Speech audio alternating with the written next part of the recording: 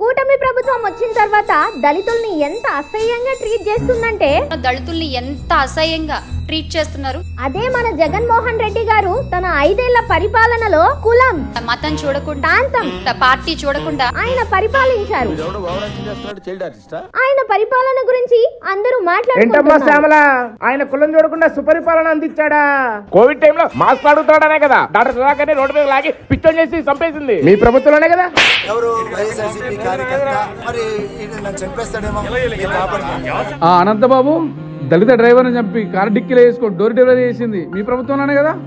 పోలీసుల విచారణలో ఎమ్మెల్సీ అనంతబాబు చెప్పినవన్నీ అబద్ధాలేనని తెలుస్తోంది. అక్కని ఏడిపిస్తున్నారని అడిగినందుకే కదా అమర్నాథ్ గౌడ్ ని పెట్రోల్ పోసి తగలబెట్టి చెప్పింది మీ ప్రభుత్వం కాదా?